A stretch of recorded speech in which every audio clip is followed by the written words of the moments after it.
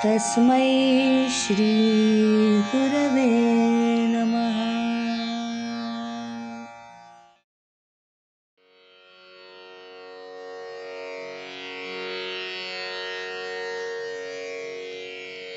अलंकापुरी पुण्यभूमी पवित्र, तिथे नांदतो ज्ञानराजा सुपात्र।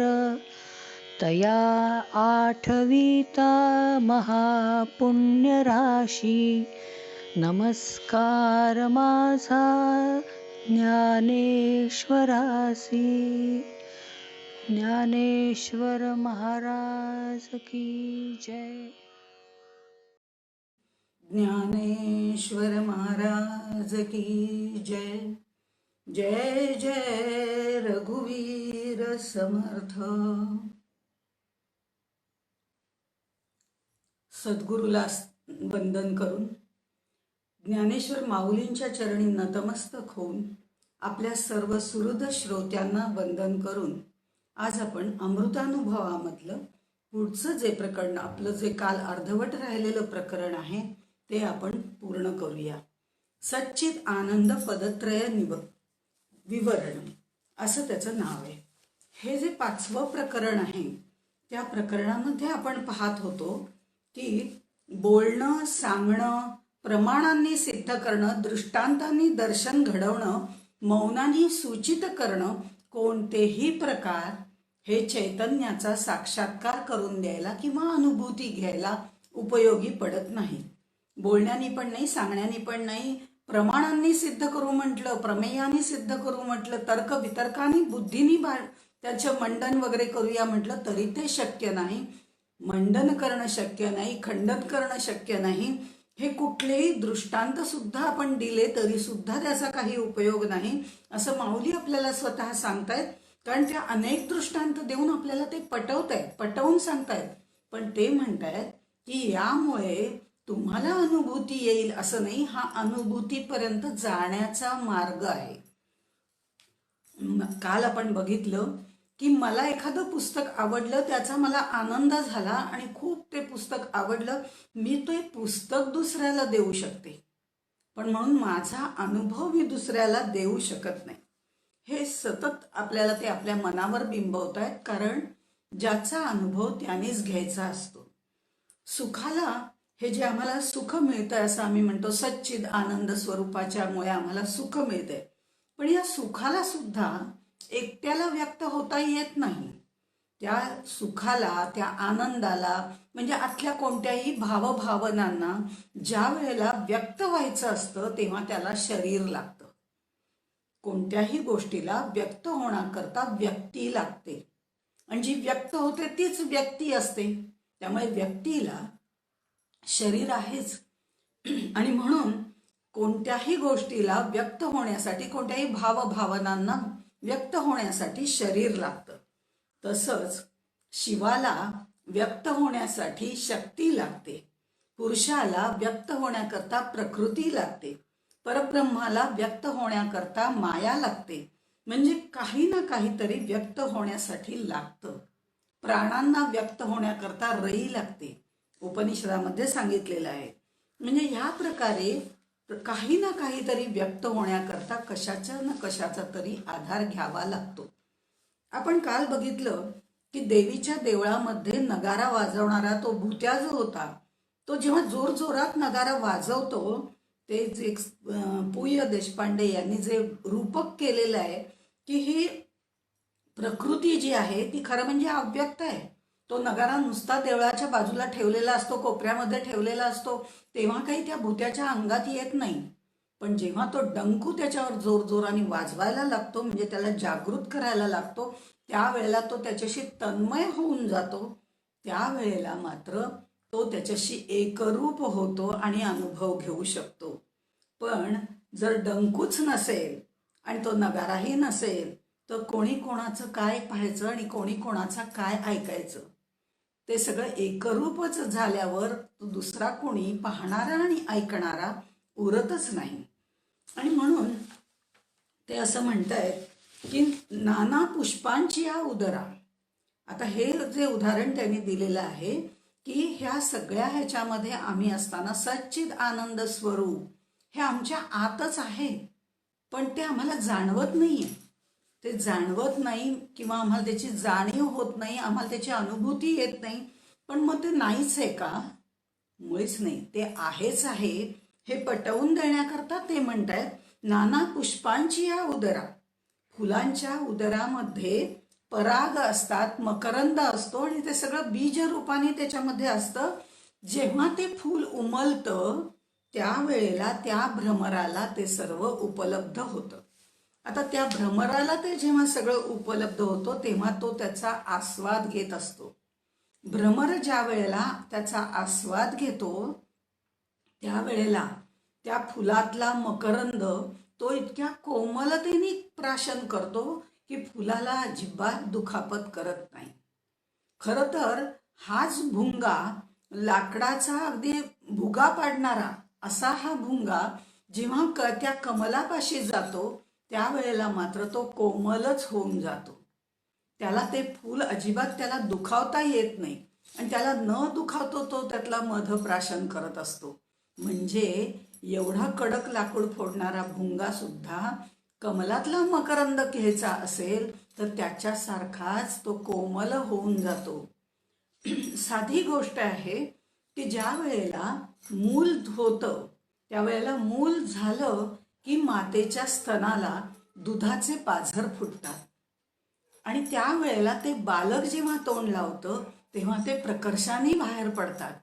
मग हा बालक आणि माता हा जो जिव्हाळा आहे तो तिथे उत्पन्न व्हावा लागतो. ते बाळ तिच्याशी एकरूप होतं किंवा ती त्याच्याशी एकरूप होत असते आणि म्हणून त्या स्तनातनं दूध पाझरतं. जसं इथे भ्रमर जो आहे तो फुलाशी एकरूप होतो किंवा माता बालक यांचा जो जिव्हाळा आहे तो एकरूप होतो, तसंच या सच्चिद आनंद स्वरूप अशा ज्ञ मात्र असलेल्या, म्हणजे हे शुद्ध पद ज्या वेळेला असतील त्यावेळेला या ज्ञप्ती मात्राचा स्वाद घ्यायचा असेल तर निश्चितपणे त्याच्याशी एकरूपच व्हावं लागतं, त्याच्यासारखंच व्हावं लागतं. आणखीन उदाहरणं ते अशी वेगवेगळी देतात. ती उपमा किंवा ते दृष्टांत देताना सुद्धा जर आपण बघितलं तर आरशाची उपमा ज्या वेळेला ते देतात त्यावेळेला ते दृश्याचं वर्णन करतात. भ्रमराचं उदाहरण देतात त्यावेळेला गंधाचं त्याच्यामधनं ते प्रकर्षाने सांगत असतात. मागे एक हातचोरियाचं स्पर्शाचं उदाहरण ते देतात. तर उसाच्या उदाहरणांमधनं ते रसाचं वर्णन करतात. भुंग्याच्या ह्याच्यातून नादाचं वर्णन करतात किंवा डंकूच्या ह्याच्यातनं ते नादाचं वर्णन करतात. म्हणजे शब्द, स्पर्श, रूप, रस, गंध या 5 याचा ज्याची अनुभूती आम्ही सतत घेत असतो, या विषयांची अनुभूती आम्ही घेत असतो, अनुभव घेत असतो, तीच उदाहरणं ते उलटून पलटून आपल्याला सांगत असतात. या 5 विषयांची ते मांडणी करतात कारण ते आम्हाला जवळचे विषय आहेत. हे सगळं जे करत असताना ते जी वेगवेगळी उदाहरणं देतात तेव्हा ते म्हणतात की हे ज्ञ मात्र आहे, ते आम्हाला दिसत नाही, जाणवत नाही, काहीच नाही. पण ते नाही असं म्हणता येत नाही कारण ते आपल्या स्वमध्ये स्थित असतं, ते आपल्यातच मग्न असतं. पण आम्हाला त्याला त्याच्याशी एकरूप व्हावं लागतं. हे सांगताना ते असं म्हणतात, दिशांच्या दुपारी चांदू जैसा अंबरी. याच प्रकरणातली 45वी ओवी आहे आणि 5व्या प्रकरणातली. तर दिहांच्या दुपारी चांदू जैसा अंबरी. दिहा म्हणजे दिशा वगैरे म्हणता येईल आपल्याला. आभाळात चंद्र आहे, आभाळात चंद्र आहे, सर्व दिशांमध्ये तो प्रगटलेला आहे. दिही म्हणजे आकाश पण होऊ शकतं. या सर्व चराचरात पोकळीमध्ये हा जो चंद्र आहे तो आहे. चांदू जैसा अंबरी, आकाशामध्ये तो चंद्र आहे. पण दुपारची वेळ आहे, भर दुपारची वेळ आहे. सूर्य तळपतोय, माध्यान्हीचा सूर्य तळपतोय आणि दिशांच्या ह्या ह्याच्यामध्ये तो चंद्र जो आहे तो आहे. पण सूर्याच्या तेजापुढे त्या चंद्राचं तेज राहत नाही आणि त्यामुळे त्या सूर्याच्या तेजापुढे तो आम्हाला दिसत नाहीये. पण तो दिसत नाहीये याचा अर्थ तो नाहीच आहे का? असं नाही. तो दिसत नसला तरी तो असतोच. चंद्र सुद्धा आकाशामध्ये असतोच, पण सूर्याच्या तीव्रतेमुळे तो आम्हाला दिसत नाही. जसं विषयांच्या तीव्रतेमुळे हे सच्चिद आनंद पद आम्हाला दिसत नाहीये. पण ते दिसत नाही म्हणजे नाही असं म्हणता येत नाही. त्याचं कारणच असं आहे, असतेपणीचं न दिसे कवणीकडे. दिसणं आणि असणं याच्यात फरक आहे. जे दिसत नाही ते असू शकतं. जसा चंद्र आपण म्हटलं, सूर्याच्या तेजापुढे तो दिसत नाहीये पण आहे. जे दिसत नाही ते असू शकतं, आणि जे असतं ते आपल्याला दिसायलाच हवं असं नसतं. अशा पद्धतीने त्याने सांगितलंय की ते जर तुम्हाला दिसायला हवं असेल, त्याची अनुभूती घ्यायची असेल, तर त्या अनुभूतीच्या प्रक्रियेमध्ये तुम्हाला सामील व्हावं लागेल. तेच व्हावं लागेल, तसंच व्हावं लागेल. ज्याप्रमाणे जै मनाचा अंकुरन उपजे तेथले निमकरध्वजे.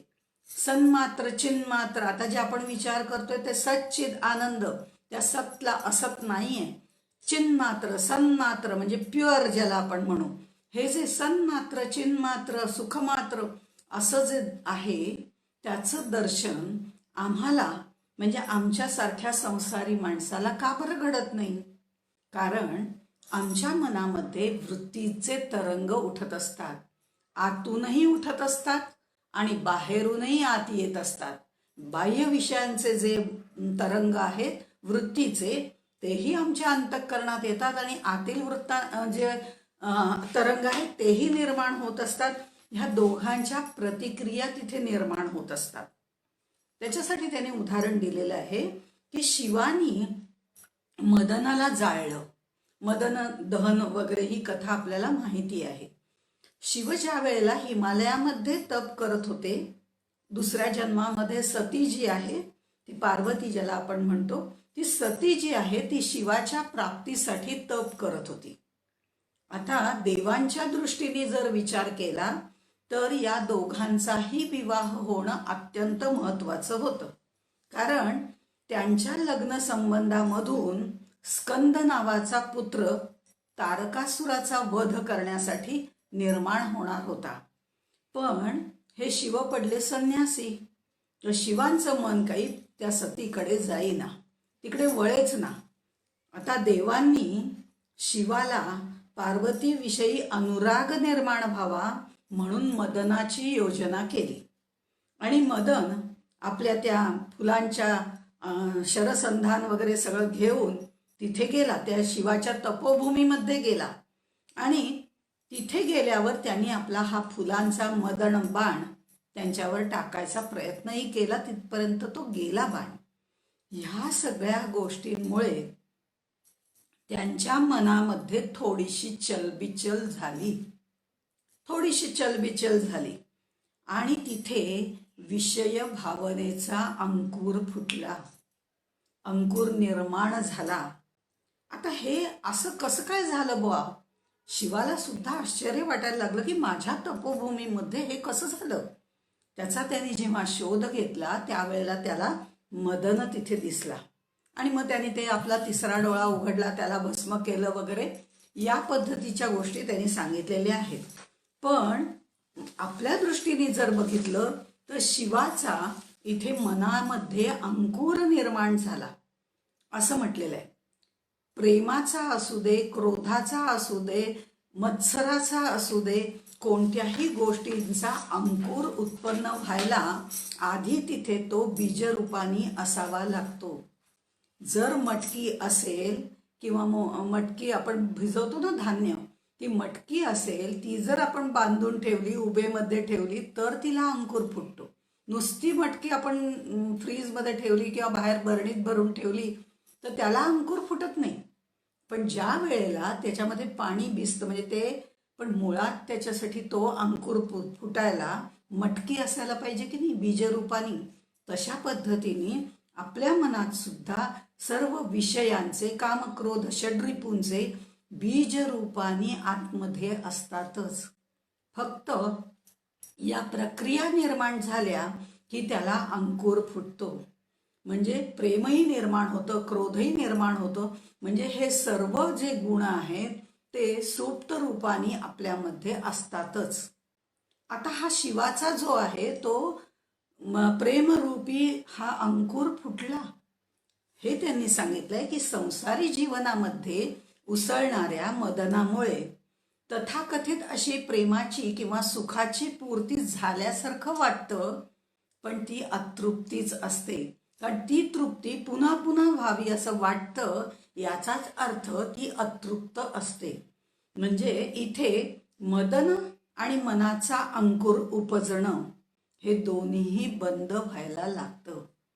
जसं रामकृष्ण परमहंस उदाहरण देतात की बीज भाजूनच टाका ना, म्हणजे अंकुर उभं येणारच नाही त्याला. त्याप्रमाणे हा मदन किंवा मनाचा अंकुर उपजणं एकदा बंद झालं म्हणजे मग आतमध्ये असणारं जे अनुभूतीचं आंतरिक असं जे बीज आहे ते जागृत होतं. ते निखळ आहे, ते शुद्ध आहे. पण त्या ठिकाणी हे सगळं जे मदनाचं रूप आहे याचाच अर्थ काम, क्रोध, मोह वगैरे हे सगळं जे आहे या सर्व गोष्टी सोडाव्या लागतात. मग चित्त शुद्ध होते. आणि मग चित्त शुद्ध असेल तर मदन सुद्धा काही करू शकत नाही. गोपींची रासक्रीडा आठवायची. त्यांनी जे रूप धारण केलेलं आहे तिथे मदन सुद्धा काही करू शकलेला नाही. ही रासक्रीडा उच्च पातळीवरची आहे, ती अनुभूतीची आहे. त्या पद्धतीने त्याचा विचार करायला पाहिजे. असं हे जे परब्रह्म आहे किंवा असा जो हा परमशिव आहे हा शब्दांच्या पलीकडचा आहे, पण त्याला आपल्या पकडीमध्ये घेता येत नाही, त्याला आपल्या शब्दांमध्ये सीमित करता येत नाही. पण म्हणून त्याचं कार्यावरनं त्याचं अस्तित्व आम्हाला जाणवतं, ते मान्य करावंच लागतं. या प्रत्येक गोष्टीमध्ये मूळ अंकुर असतो, तो सुप्त रूपात असतो. मग तो नाद असेल, सुगंध असेल किंवा त्याचा स्वर असेल, त्याची चव असेल, म्हणजे शब्द, स्पर्श, रूप, रस, गंध यापैकी कुठलंही असेल ते आतमध्ये बीजरूपाने असतं. आणि मग ह्याच्यासाठी त्याने दृष्टांत दिलेला आहे की न पेरिता पीक जोडे ते मुडाची आहे रोकडे. 51वी ओवी आहे. न पेरिता पीक जोडे ते मुडाची आहे रोकडे. मुडा हा शब्द थोडा वेगळा आहे. मुडा म्हणजे आपलं जे पीक येतं, शेतामध्ये भरपूर पीक येतं, चांगलं पीक येतं, पण त्याच्यातलं काही जे धान्य आहे, ते जे बी आहे ते आपल्याला पुढच्या वर्षीला पेरण्यासाठी म्हणून ठेवावं लागतं. ते ज्यामध्ये बांधून ठेवतात, मग केळीचं पान, मोठी मोठी केळीची पानं असतात त्याच्यात बांधून ठेवतात, वेगवेगळ्या पद्धती आहेत. तर ते ज्याच्यामध्ये बांधून ठेवतात त्याला मुडा असं म्हणतात. पूर्वी धान्य कणगीत पण साठवून ठेवत असत आणि काही छोट्या कणग्या करून ते धान्य पुढच्यासाठी पेरण्यासाठी म्हणूनही ठेवत असत. नाही, त्याचे अनेक प्रकार, पण ज्याच्यामध्ये ते ठेवतात त्याला मुडा असं म्हणतात. आता इथे त्यांनी असं सांगितलंय की आम्ही हे पेरण्यासाठी धान्य ठेवतो. हे धान्य जेव्हा आम्ही त्याच्यामध्ये ठेवतो त्यावेळेला काही थोडंफार ते ठेवलं जातं, पण जर प्रत्यक्ष पाहिलं आणि विचार केला तर त्यामध्ये अनंत पटीने धान्य साठवलेलं आहे. कसं तर एकेका धान्यात, म्हणजे ते जे धान्य आहे त्यातलं एक एक बीज आपण ज्या वेळेला पुढच्या वर्षी ते पेरू त्यावेळेला त्यामध्ये 10-10 कणसं येणार आहेत. म्हणजे त्या एका बीज रूपामध्ये असंख्य कणसं भरलेली आहेत. तसंच या सृष्टीमध्ये सुद्धा छोट्या छोट्या रूपामध्ये ह्या परब्रह्माचं जे तत्व आहे ते धारण करून असंख्य रूपं त्याने धारण केलेली आहेत. छोटी छोटी वेगवेगळी रूपं धारण केलेली आहेत, पण ते तत्व एकच आहे, ते बीज एकच आहे. त्या बीजामध्ये असंख्य गोष्टी आहेत. आणि मग जर हे शिवतत्वच या सर्व बीजामध्ये पसरलेलं आहे, हा त्याचा चिद्विलास आहे. हे चैतन्य जे चिद विलास, चैतन्याचा विलास, हे चित तत्व जे आहे ते सगळ्यामध्ये चराचरामध्ये भरलेलं आहे आणि हा त्याचा विलास आहे. असं जर पण का बरं म्हणू नये? हा चिद विलास आहे, हा त्याचाच त्याने केलेला विकास आहे. जसा अंकुर जो आहे तो बीजरूपाने असतो आणि नंतर त्याचं रूपांतर व्हायला लागतं. म्हणजे त्याचं स्थित्यंतर व्हायला लागतं. त्याप्रमाणे ह्याचं सुद्धा हे चैतन्य सूक्ष्म रूपाने आहे, पण त्याचा विलास ते निर्माण करतं, त्याचा विकास ते निर्माण करतं. हा जो त्याचा विकास आहे त्यातच त्याला का बरं बघू नये. म्हणून आम्हाला जरी ते बाकी ठिकाणी कुठे सच्चिद आनंद या स्वरूपामध्ये आम्हाला जरी दिसलं नाही किंवा आम्हाला पकडीत घेता आलं नाही, तरी हा विलास जो त्याचा आहे त्याने केलेला तोही तितकाच श्रेयस आहे. त्या प्रत्येकामधली विभूती पाहणं महत्वाचं आहे. आणि मग हे सांगताना ते मात्र इतके दृष्टांत त्यांनी जरी दिले असले तर शेवटी त्यांनाच असं वाटायला लागतं, आता यावरी जे बोलणे ते मौनाचेही निपटणे. आता खरं म्हणजे मी इतकं बोललोय असं ज्ञानेश्वर माऊली सांगतात, कारण ते दृष्टांत द्यायला लागले की थांबतच नाही. हे इतके दृष्टांत देतात, वेगवेगळ्या परीने देत असतात. आता इतकं बोललोय, आता खरं म्हणजे इथे थांबायला हवं. आणखीन काय समजावून सांगणार सच्चिद आनंद या पदत्रयाविषयी. आता खरं म्हणजे मौनाची भाषा सुरू होते, कारण हे तिन्ही पद त्यांचा निराश केलात. ते शब्दरूपाने न बघता ते चिन्मात्र अशा पद्धतीने ज्ञ मात्र चिन्मात्र अशा पद्धतीने सन्मात्र या प्रकारे जर बघायला सुरुवात केली तर मात्र पुढे मौनाचीच भाषा सुरू होते. मौन गे तुझे नाम, मौन गे तुझे नाम, असं ज्ञानेश्वर माऊलींनी निवृत्तीनाथांना म्हटलेलं आहे गुरुस्तवनामध्ये. आता त्यावेळेला ते असं म्हणतात की आत्तापर्यंत मी तुझं भरपूर वर्णन केलं, स्तवन केलेलं आहे, इतकं वर्णन केलं, पण सगळे शब्द माझे अपुरेच पडायला लागले आणि मी मात्र बोलतच राहिलो. तू मात्र गप्पच बसलायस आणि तू नुसताच पाहतोयस. सद्गुरू साक्षी रूपाने पाहत होते. तू काहीच बोलत नाहीयेस आणि तू मात्र फक्त पाहत बसलायस. ही सगळी बोलण्याची शक्ती तू काय मलाच देऊन टाकलीस की काय? आणि तू मात्र मौनात राहिलायस. आता मी मात्र बोलत राहिलोय, पण आता मात्र मी बोलणार नाही, कारण इथून पुढे खरी मौनाचीच भाषा सुरू होते. अर्थात आपल्याला त्यांना हा अनुभवामृत समजावून द्यायचा आहे किंवा त्या अनुभवामृताची म्हणजे त्यांना आलेल्या अनुभवाची गोडी आम्हाला सांगायची आहे. त्यासाठी त्यांना शब्दांमध्येच ते वर्णन करावं लागणार आहे यात शंकाच नाही आहे. आणि म्हणून ते पुढे असं म्हणतात की चेईल्याही पाठी चेवण्याच्या गोठी. 64वी ओवी आहे. एखादा जर झोपला असेल तर त्याला जागं कसं करावं बरं? काय करता येईल म्हणजे त्याला जागं करता येईल? म्हणून एक जण अगदी गाढ झोपलाय अशी कल्पना करा, असं माऊली सांगताय. मग एक जण म्हणतो की आता ह्याला उठवायचं असेल ना तर चांगल्या मोठ्याने हाका मारा तर तो उठेल. दुसरा म्हणतो नाही त्याच्यानं थोडंसं तोंडावर पाणी शिंपडा म्हणजे तो उठेल. तिसरा म्हणतो ते सगळं राहू दे, पहिलं तर त्याच्या तोंडावरचं पांघरुण आहे ना ते सगळं काढून टाका म्हणजे तो उठेल. म्हणजे तो मात्र गाढ झोपलाय. आणि ही सगळी जण जी बाकीची आहेत ती चर्चा करतायत की त्याला कसं उठवायचं, हलवून उठवायचं, हाका मारून उठवायचं, तोंडावर पाणी टाकायचं, तर काय करायचं. पण एकदा का तो उठला की मग या चर्चेला काही अर्थ उरतो का? तर या चर्चेला काहीही अर्थ उरत नाही. एकदा एखादा जण खाऊन पिऊन तृप्त झाला की मग त्याला म्हटलं अगदी येस तोपर्यंत जेवला तो, आणि मग त्याला म्हटलं की आता सगळा स्वयंपाक संपलाय बरं का, आता चला लगेच उठूया आणि पुढच्या स्वयंपाकाला लावूया. तो म्हणाल बाबा आत्ता तर इतका तृप्त झालेलो आहे आणि आता लगेच स्वयंपाक करायचा, असं काही शक्य नाही बुवा. मग हे जसं आहे तसं शब्दांनी अज्ञान दूर करायचं काम केलंय. ही सगळी लटपट खटपट त्यांनी केलीये, पण शब्द त्या तिथपर्यंत नेण्याचंच काम करतायत. पण ह्या शब्दांना सुद्धा आपली समाप्ती करण्याची इच्छा होते की आता ह्याच्या पुढे आम्ही न येती आम्ही वर्णन करू शकत नाही, आम्ही काही करूच शकत नाही, आमचं काम इथंच समाप्त झालेलं आहे. साधकाला सुद्धा साधनांची समाप्ती करावी लागते. त्याला करण्याची आवश्यकता भासत नाही, कारण तो तन्मय झालेला असतो, तद्रूप झालेला असतो, चिद्रूप झालेला असतो. म्हणजे झाले साधनांचे फळ, संसार झाला सुफळ, असं जे समर्थ म्हणतात. हे साधनांचं सुद्धा फळ झाले साधनांचे, पण आता हा साधना करण्याची पण काही आवश्यकता नाही, त्या साधनांची सुद्धा समाप्ती व्हावी लागते. तसं कुठेतरी शब्दांची सुद्धा समाप्ती व्हावी लागते आणि शब्दांची समाप्ती झाल्यानंतर मौनाचीच भाषा सुरू होते. एखादी गोष्ट विसरली तर आठवण करून देण्यासाठी हे शब्द उपयोगी पडतात.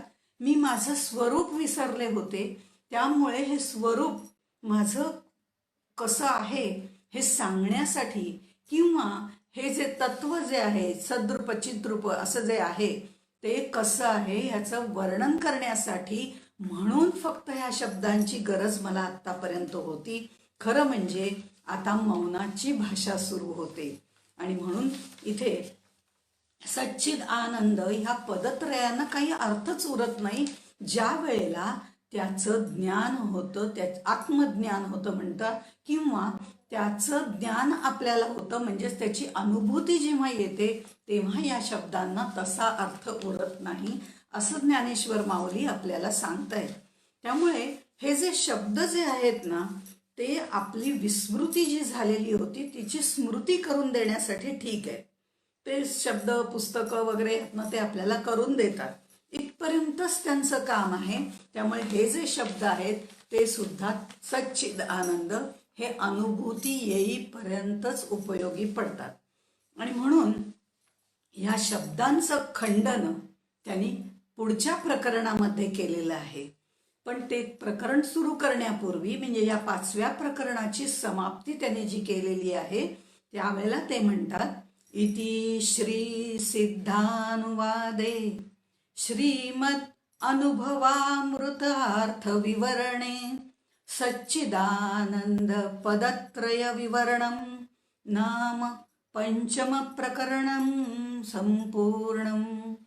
इति श्री सिद्धानुवादे, ज्यांना अनुभूती आलेली आहे, ज्यांनी अनुभूती घेतलेली आहे असे माऊली ज्ञानेश्वर त्याचा अनुवाद करून आम्हाला सांगतायत. सिद्धानुवादे, अनुवाद करतायत, ह्याचा अर्थ भाषांतर करतायत असं नाहीये.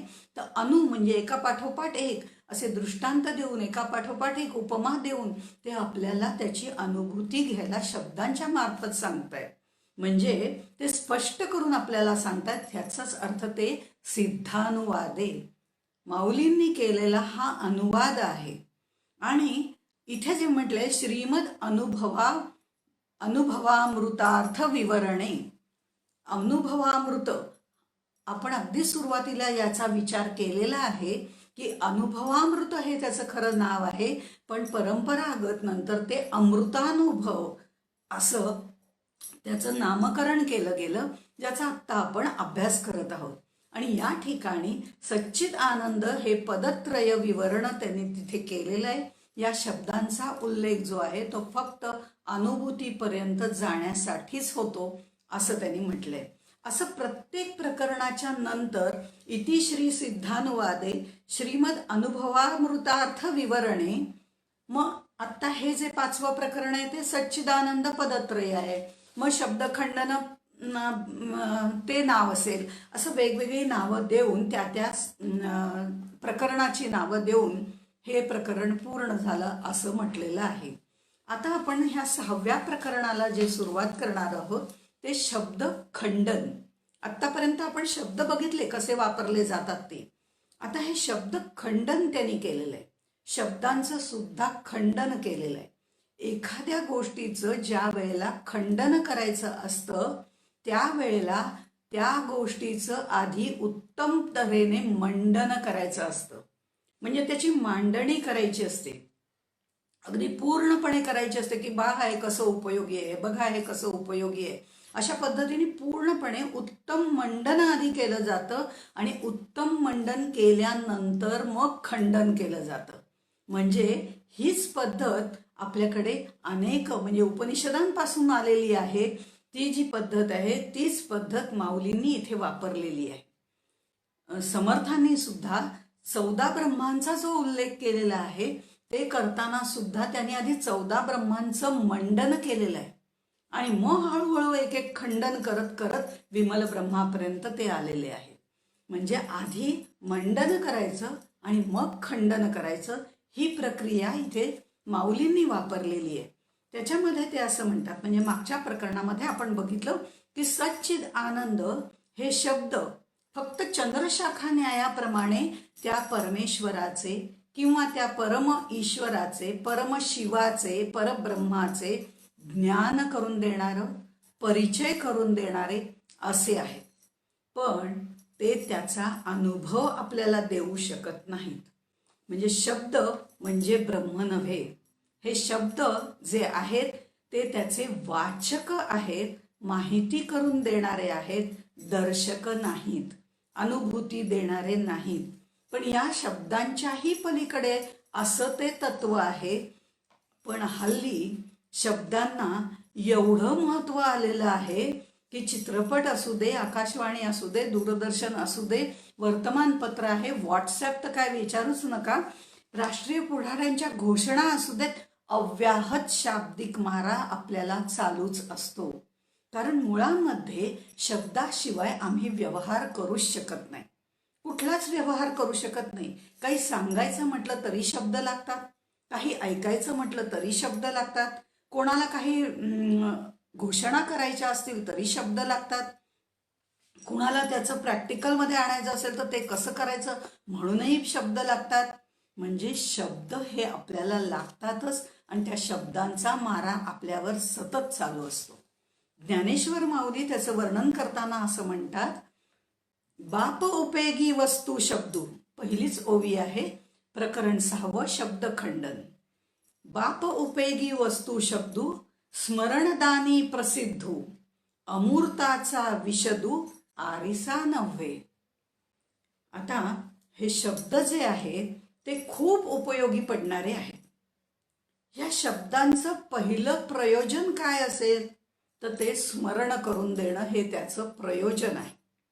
मी ब्रह्म आहे याचं मला कुठेतरी विस्मरण झालेलं होतं. मी सच्चिद आनंद स्वरूप आहे ह्याचं कुठेतरी मला विस्मरण झालेलं होतं. ते सगळं स्वरूप जे आहे ते शब्दांनी मला सांगितलं. मला व्याख्यानात्मक सांगायला लागले. माझे जे कोणी व्याख्याते लोक आहेत ते मला सांगायला लागले, अरे तू म्हणजे ब्रह्म आहेस, हे वेदांनी लिहिलंय, हे उपनिषदांनी लिहिलंय. ग्रंथ मला जेव्हा मी वाचायला लागले, ऐकायला लागले, त्यावेळेला त्यांनीही मला सांगितलं. उपासना, प्रवचन या सगळ्यामधनं ह्या शब्दांनी मला त्याची जागरण करून दिलं, स्मरण करून दिलं. पण हे सगळं मी जेव्हा ऐकते तेव्हा ते शब्दच होते ना. मग माऊली असं म्हणतायत की शब्दांचं पहिलं प्रयोजन काय आहे तर ते स्मरण करून देणं. मी ब्रह्म आहे हे मी विसरलो होतो, ते मला माझ्या सद्गुरूंनी सुद्धा सांगितलं, अरे तत्वमसी. पण हे सुद्धा सद्गुरूंनी मला शब्दामध्येच सांगितलं. म्हणजे हे स्मरण करून देण्याचं काम जे आहे, स्मरणदानी प्रसिद्धू असं म्हटलेलं आहे. स्मरण करून देण्याचं काम शब्द करत असतात. हे जे स्मरण जे आहे ते एक तर आतून व्हायला लागतं किंवा बाहेरून कोणीतरी शब्दांनी करून द्यावं लागतं. आता आतूनही आम्हाला स्मरण होतं ना, त्यावेळेला असणारे शब्द म्हणजे काय, बुवा आज 4 वाजता कुठेतरी व्याख्यान ऐकायला जायचंय, हे माझं मी स्मरण करून देऊ शकते. माझ्या मनामधनच मी ते स्मरण करते की अरे हो आज जायचंय बरं का. मला बाहेर शब्द उच्चारायची गरज नाहीये. पण हे स्मरण जेव्हा मी माझ्या मनातून करत असते तेव्हा आतमध्ये अव्यक्त रूपाने ते शब्द उमटतच असतात. म्हणजे ते शब्द आतून आपल्याला स्मरण करून देतात. पण काही कारणाने मी विसरूनच गेले की 4 वाजता जायचंय, प्रवचनाला जायचंय, हे मी विसरूनच गेले. तर मला बाहेरून कोणीतरी शब्दाने सांगतं, अरे आज तुला ते काय 4 वाजता जायचं होतं ना प्रवचनाला. हे शब्द माझ्या कानावर पडतात. म्हणजे हे शब्द मला आतून तरी स्मरण करून देतात, ते अव्यक्त रूपाने असतात. तर बाहेरून स्मरण करून देतात तेव्हा ते व्यक्त स्वरूपात असतात. हे जसं आहे तसंच आठवण करून देतात. स्मरण करून देतात म्हणजे आठवण. तर आठवण सुद्धा एक स्वतःला व्हावी लागते किंवा बाहेरून कोणीतरी करून द्यावी लागते. अशा पद्धतीने ही आठवण केली जाते किंवा हे स्मरण केलं जातं. सद्गुरू आम्हाला बाहेरून स्मरण करून देतात तत्वमसीचं. मग आम्हाला समजतं, हां अहम ब्रह्मास्मी, हे आतमध्ये मी म्हणते की खरंच मी ब्रह्म आहे. म्हणजे हे स्मरण करून दिलं जातं.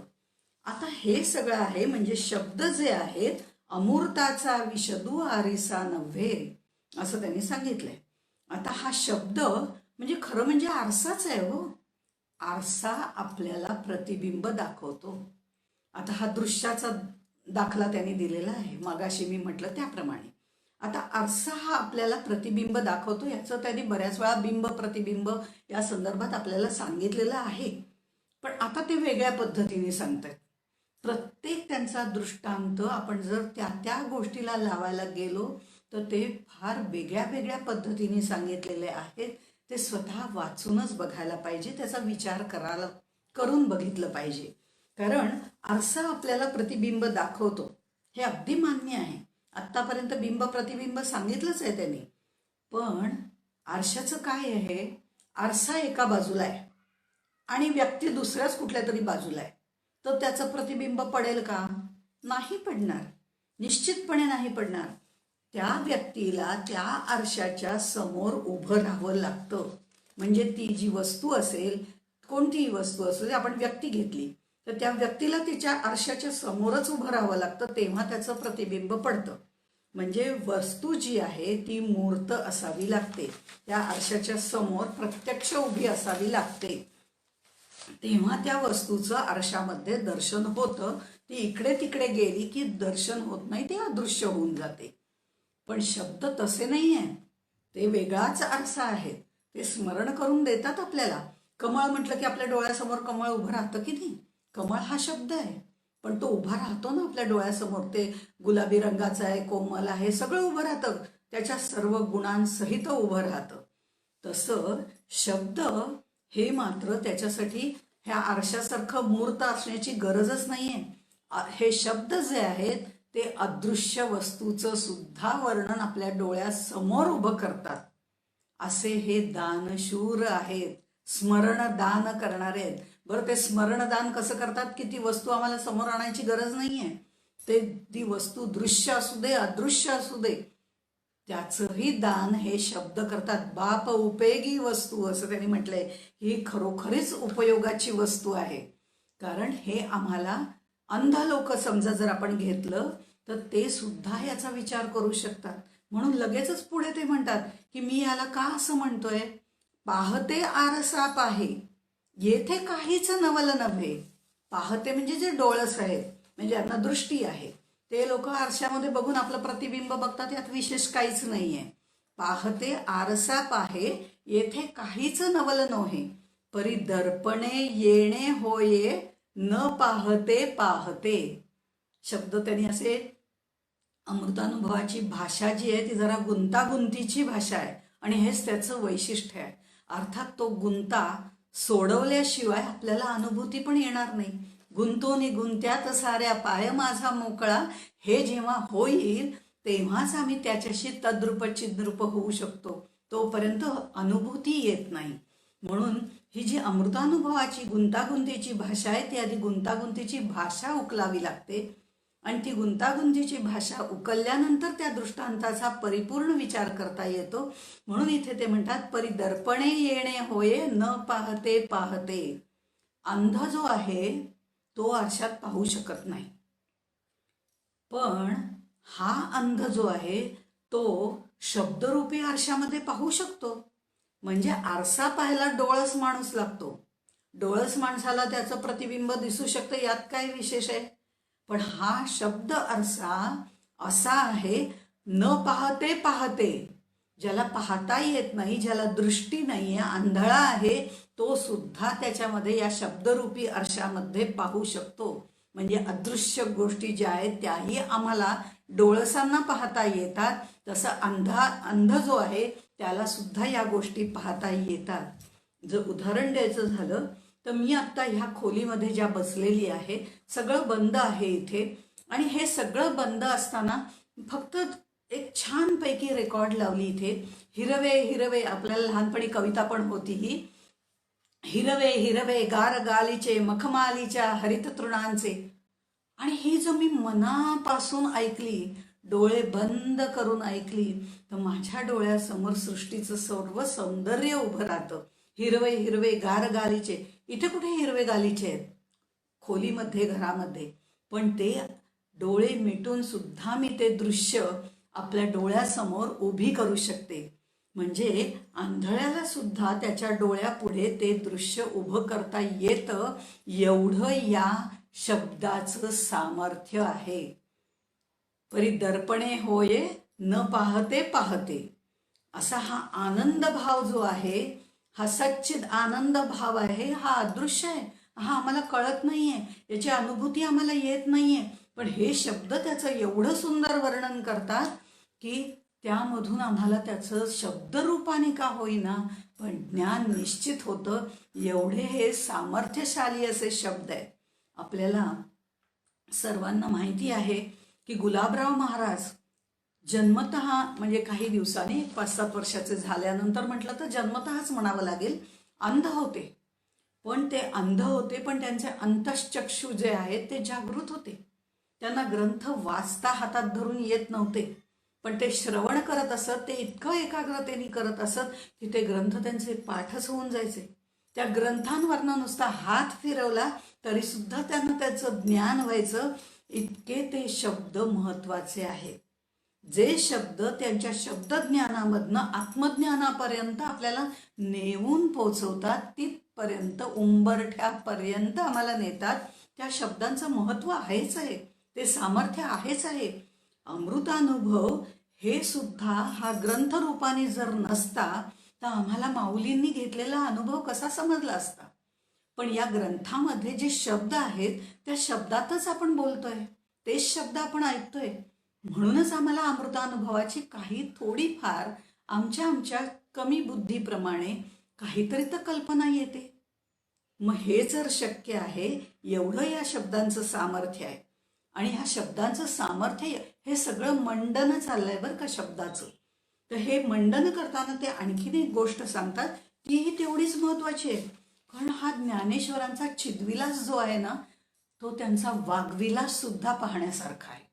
या चिद्विलासाचं वर्णन करताना त्यांचा जो वाग्विलास आहे तो सुद्धा अप्रतिम आहे. आपण तिथपर्यंत पोहोचू सुद्धा शकत नाही, इतकं त्यांनी त्याचं वर्णन सुंदर केलेलं आहे.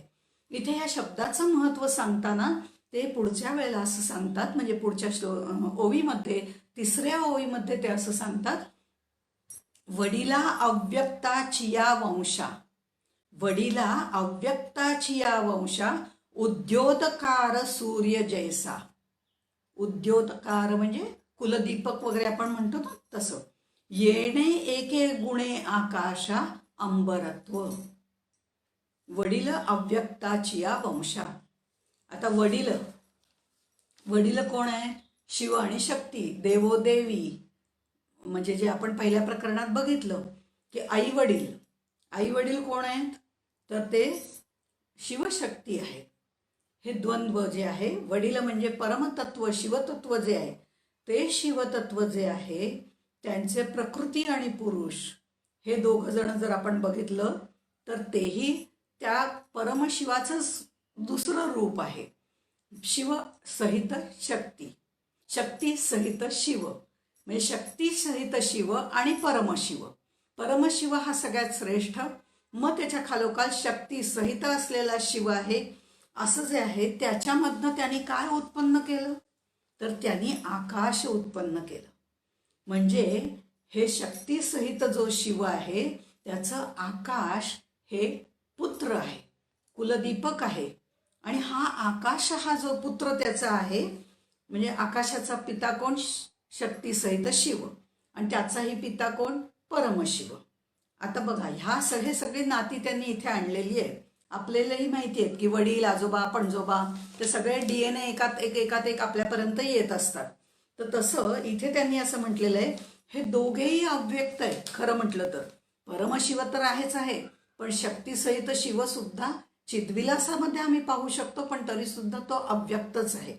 मग हे अव्यक्त आहे, त्यांचं जे बाळ निर्माण झालं, त्यांनी जी निर्मिती केली, त्यांनी जो आकाशाला निर्माण केलं, तो आकाश हे सुद्धा म्हटलं तर व्यक्त आहे, म्हटलं तर अव्यक्त आहे.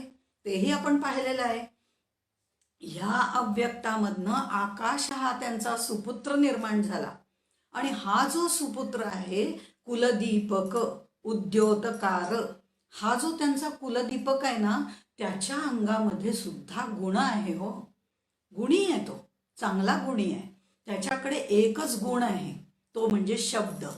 आकाशाचा शब्द हा गुण आहे आणि म्हणून आपण त्याला पंचमहाभूतांमध्ये त्याची गणना केली जाते. अन्यथा तो जर गुण वगळला तर आकाश आणि परब्रह्म एकरूपच आहेत असं आपण अद्वैत तत्वज्ञानामध्ये सांगतो. इथे अद्वैत तत्वज्ञानामध्ये त्यांनी असं सांगितलेलं आहे की ह्याचा जो गुण आहे तो शब्द हा गुण आहे.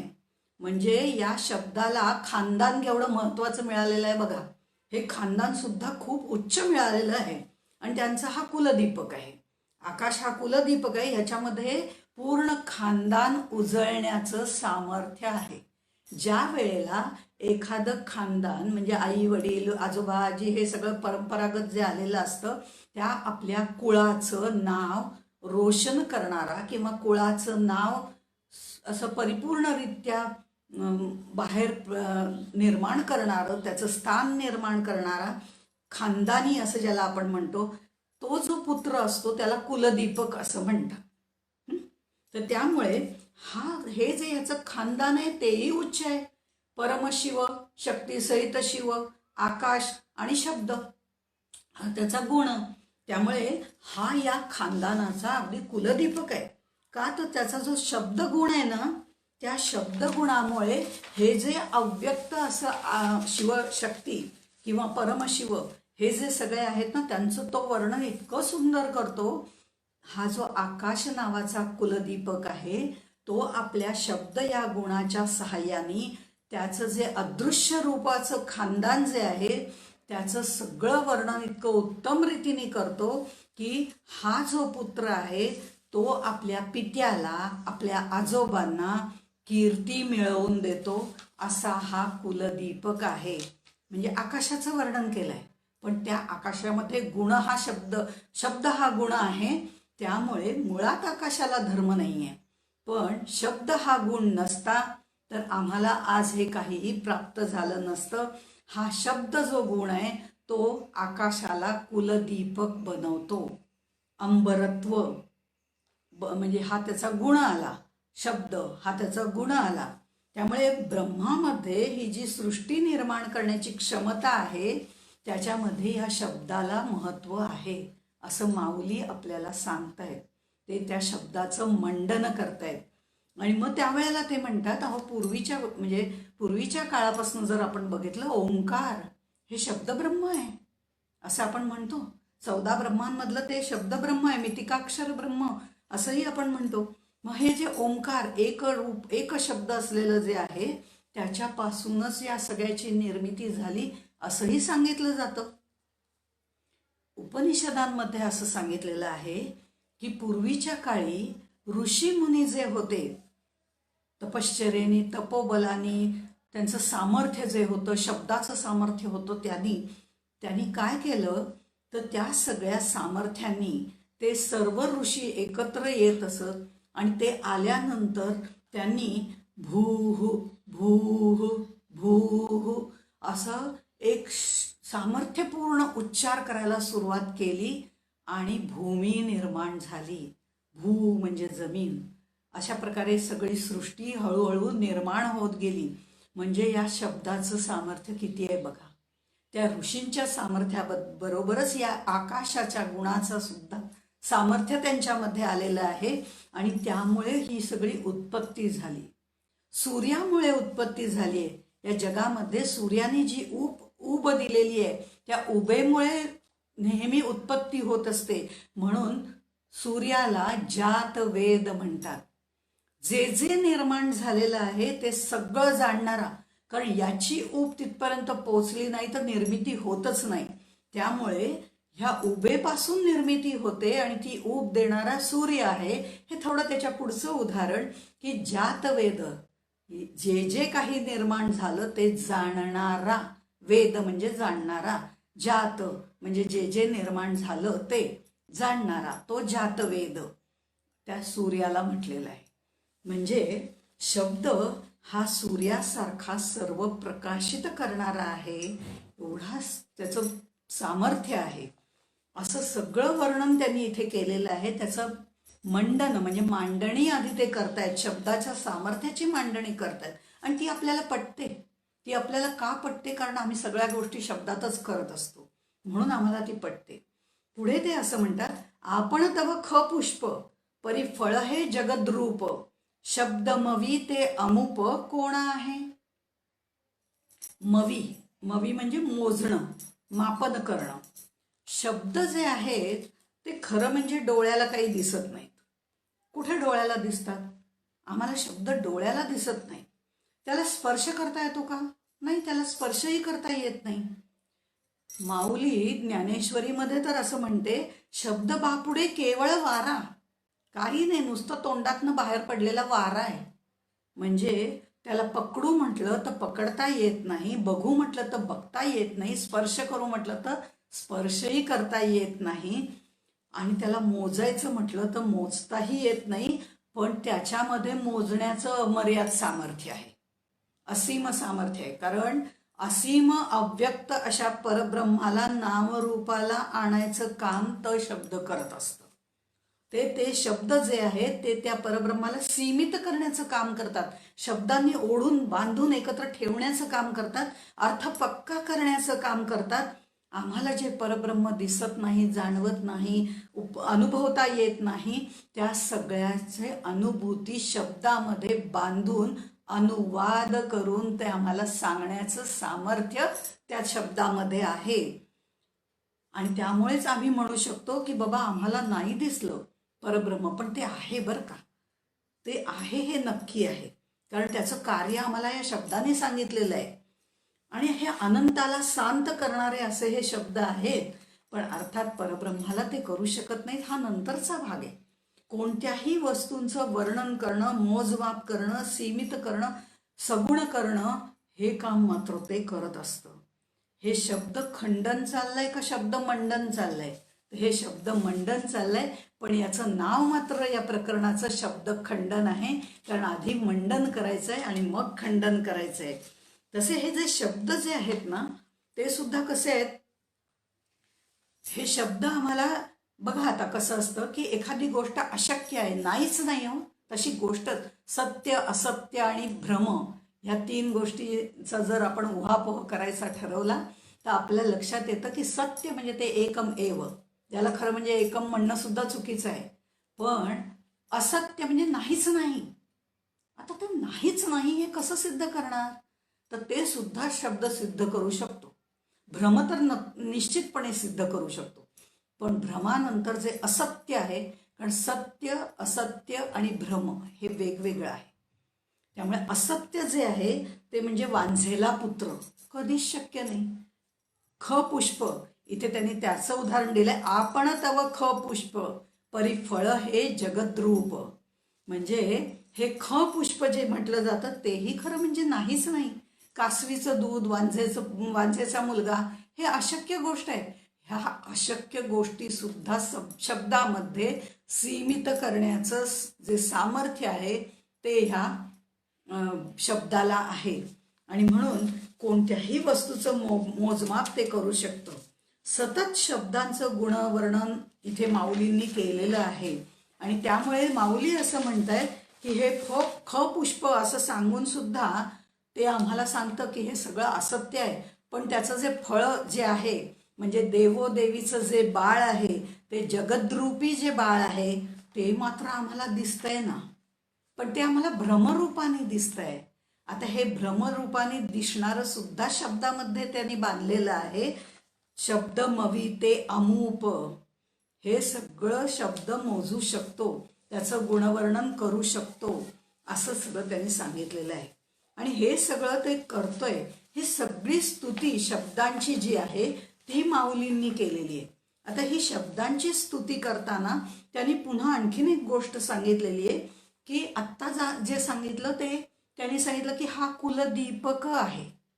इथपर्यंत आकाश हे कुलदीपक आहे आणि शब्द त्याचा गुण आहे. आता बरोबर त्याच्या उलट उदाहरण आपल्याला ते देत आहेत. तेवढं उदाहरण आपण बघूया. विधी निषेधाची या वाटा, दाविता हाची दिवटा, बंध मोक्ष कळीकटा, शिष्ट हाची. 5वी ओवी आहे. विधी निषेधाची या वाटा. आता मगाशी तर कुलदीपक, उद्योतकार वगैरे सगळं म्हटलं आणि आता मात्र म्हणतायत दिवटा. दिवटा शब्दाचे दोन अर्थ आहेत. मशाल घेऊन जो पुढे जातो ना त्याला दिवटा म्हणतात बरं का. म्हणजे वाट दाखवणारा जो असतो तो, मशाल घेऊन पुढे तो जातो अंधारातनं वाट दाखवायला, त्यालाही दिवटा म्हणतात. आणि कुलदीपक त्याच्या विरुद्ध जे आहे त्यालाही दिवटाच म्हणतात. तो काही मुलगा म्हणजे काय अगदी दिवटाच निघाला, म्हणजे खानदानाचं सगळं नाव धुळीस मिळवणारा निघाला असंही आपण म्हणतो की नाही, त्यालाही दिवटाच म्हणतात. आता आपण ज्याला शब्द ब्रह्म म्हणतोय किंवा ओंकार म्हणतोय, ज्यातनं हे सगळं निर्माण झालेलं आहे, विधी निषेधाची या वाटा. वेद, उपनिषद, श्रुती, स्मृती सगळं ग्रंथरूपाने आहे, सगळं शब्द रूपाने आहे. विधी म्हणजे काय करावं, काय योग्य आहे, शास्त्रसंमत काय आहे, त्याला विधी म्हणतात. आणि निषेध म्हणजे काय करू नये, कसं वागू नये, हे विधी निषेध. हे विधी निषेध जे आहे ना तेही शब्दांनीच सांगितले जातात. धर्माचार कसा करावा हे स्मृती ग्रंथांनी आपल्याला सांगितलेलं आहे, पण त्याला श्रुतींचा आधार आहे तेही आपण बघितलं. त्याला वेदांचा आधार आहे, पण वेदांच्या श्रुती कधी बदलत नाहीत, पण स्मृती बदलतात हेही आपण बघितलं. पण हे सगळे शब्दच आहेत ना. वेद असू दे, स्मृती असू दे, श्रुती असू दे, उपनिषद असू दे, हे सगळे जे काही आहेत ते शब्दच आहेत. हे शब्द जे आहेत तसं बंध मोक्ष हेही शब्दच आहेत. आता बंध मोक्ष हाही शब्द आपल्याला वारंवार येऊन गेलेला आहे. हा जो शब्द आहे ना हा दिवटा आहे. हा दिवटा कसा आहे तर दिवटा या पद्धतीने आहे की तो या विधी निषेधाच्या वाटा आम्हाला दाखवतो. म्हणजे हे सगळं शास्त्रसंमत आहे असंही आम्हाला सांगतो, आणि दुसऱ्या बाजूला हे शास्त्रसंमत नाही तेही आम्हाला सांगतो. पण विधी आणि निषेध हे दोन विरुद्धार्थी शब्द आहेत. बंध आणि मोक्ष दोन्ही विरुद्धार्थी शब्द आहेत.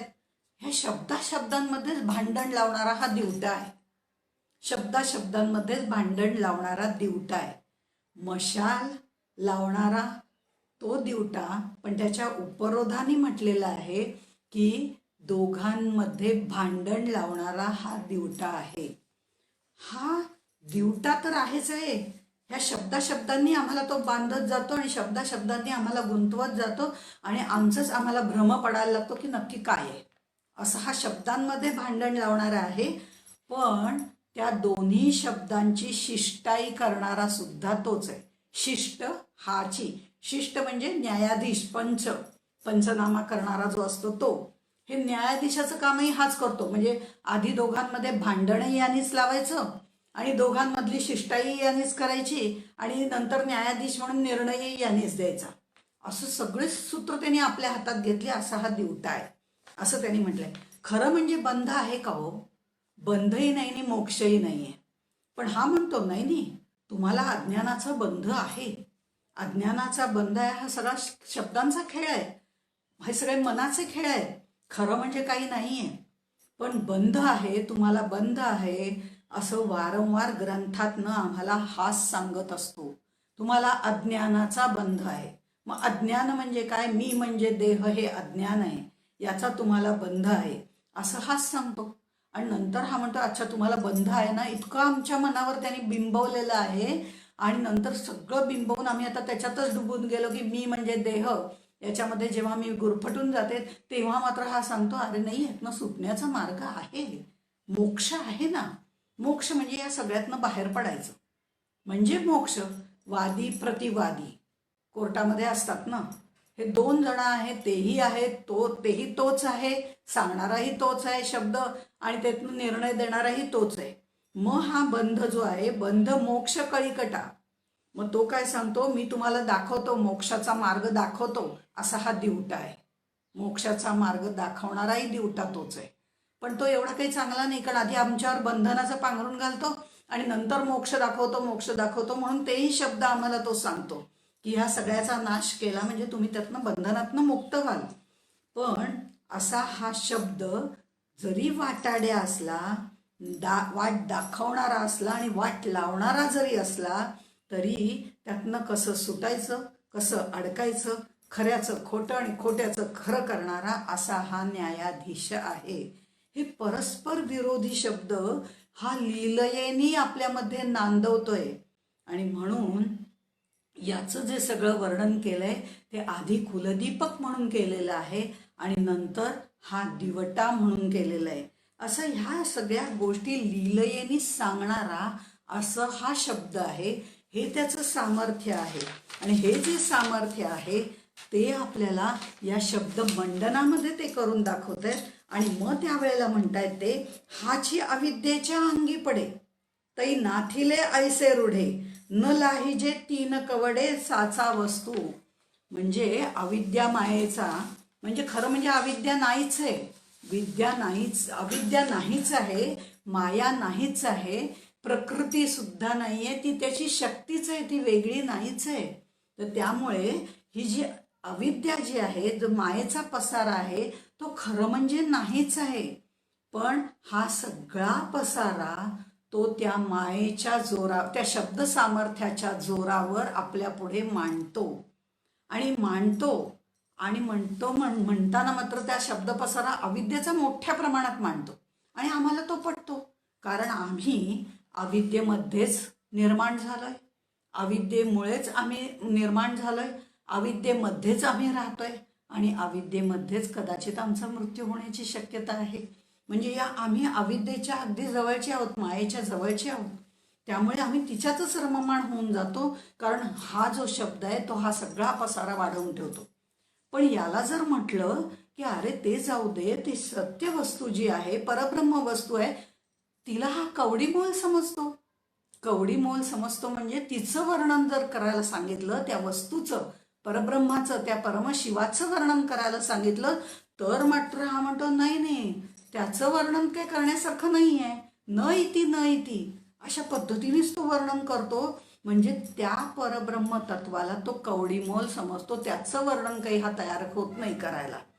हा शब्द मात्र त्याचं वर्णन करू शकत नाही, म्हणून तो त्या परब्रह्माला म्हणतो की न इति, तो असा नाहीये, तसा नाहीये. म्हणजे त्याचं वर्णन तो चांगल्या पद्धतीने करत नाही, असा हा आहे शब्द.